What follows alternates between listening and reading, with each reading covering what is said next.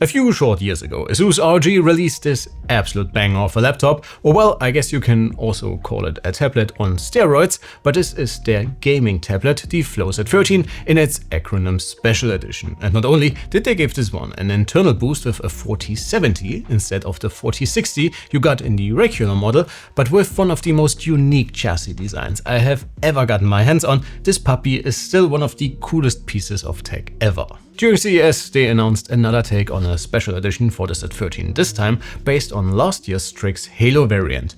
And boy, they have outdone themselves once again. And while we do not get any updates to the internals, we once again get a super unique new chassis design, not only in terms of looks, but also when it comes to materials. And this time they partnered with none other than Hideo Kojima to bring us a Death Stranding inspired device, complete with a carry case suitable for even the most ambitious porters, with a set of peripherals to match. But that's not all, and a refresh for one of the most powerful creator-focused 2-in-1s, the ProArt PX13 also got a special edition, in this case with the folks from GoPro. And while the design upgrade is a bit more subtle, you get some very handy accessories and unique packaging. And as someone who is a die-hard Windows laptop fanboy because of the individual choices we can make when it comes to our personal devices, I wish more manufacturers would have the drive to do what Asus did here. Let's get into it.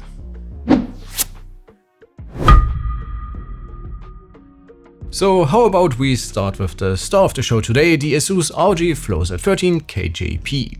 And as I already mentioned, when you get one of these, and unfortunately I have no information on pricing yet, you also get this hardshell case, which may not be incredibly practical, but damn does it look awesome. And it also keeps your precious laptop tablet hybrid safe, which may not be such a bad idea since this one is apparently not available in abundant quantities. Freeing the 13-incher from its cradle, and you are greeted with a subtle gold-colored chassis with real carbon fiber bits and pieces, which elaborate quite a bit on the original's design. It's not quite as extra as the acronym Special Edition from 2023, but will definitely still be one of the most unique devices should you take it to the coffee shop around the corner. The detachable keyboard gets a bit of love as well and definitely improves readability compared to the older Special Edition, while still offering a very unique look. Apart from the external upgrades, everything else about the Z13 stays the same, but this one will only be available in the maxed out config. That means in addition to the Strix Halo SoC, complete with 16 cores and the integrated 8060S, you get a whopping 128 gigs of RAM and a 1TB SSD.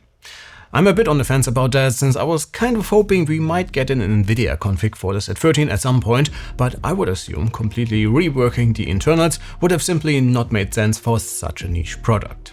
That said, it's pretty sick to play Death Stranding while kind of using similar hardware inspired by the game itself, and I really can't wait for the second part coming to PC in just a few short weeks.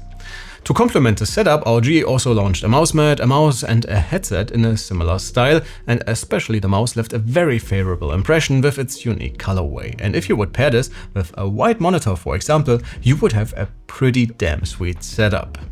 But let's change gears towards the creator side of things, and the PX13 impresses with an equally elaborate packaging, and the GoPro co-branded 13-incher gets delivered in a sturdy box secured with some heavy-duty straps you can utilize for all of your outdoor adventure needs after you got this one unboxed. In addition to the laptop and the charger, of course, you also get an incredibly sturdy carrying case that also doubles as your everyday tech pouch with enough space to hold all your cables, hard drives and the included Pro Pen 3. And I cannot wait to put this one through its paces during one of my next trips. And speaking of testing this one and the Z13 we already talked about, if you remember my AMD challenge video from early December, well, because of timing reasons and because I knew I would get these two in their 128 gig configs no less, I decided to push the follow-up video a bit and kind of turn it into a long-term Strix Halo review. If you, however, want to know how the PX13 did in our testing and if the relatively compact chassis can adequately accommodate AMD's high-end laptop chip, we already got our detailed written review ready for you on the website. So for all of our display measurements, CPU benchmarks, gaming results and our battery and noise tests, of course, please follow the links below. As a bit of a tease, performance for this little guy is impressive, especially on the CPU side, while the 8060S cannot really improve that much compared to what the 4070 was able to deliver in 2024 already. The OLED is also still limited to 60Hz, which is a bit of a bummer, but given that Asus probably simply did not have access to faster panels in a relatively unique size for 2026, and considering the target audience for this one, again, 120Hz would have been great, but when editing videos or photos, it's not really a deal breaker in my opinion. When really pushing this one, it can also get quite audible and runtimes away from the wall are alright without breaking any records. But please, do me the favor and check out the article as well. My colleague Andreas spent a ton of time testing this one for you guys.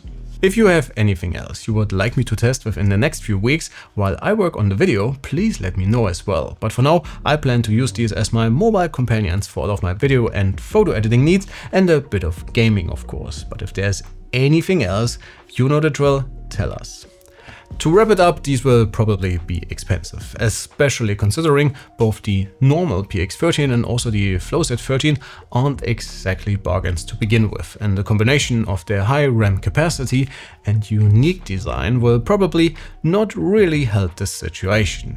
But as I said before, I think we need more devices that embrace being different and offer an alternative to the dull grey appearance of most laptops out there. But please tell me what you think. Would you get a special edition, even if it's just for looks? Sound off below. And please make sure to leave a like and especially a subscription so you won't miss our final video for these puppies. And maybe check out the initial AMD challenge video I did a couple of weeks ago.